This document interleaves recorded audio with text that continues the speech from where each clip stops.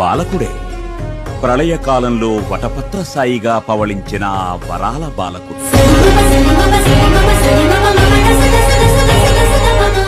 గోవర్ధనగిరిని చిటికిని వేలితో ఎత్తి గోవులను గోపాలులను సంరక్షించిన ఆ గోవింద బాలుడు.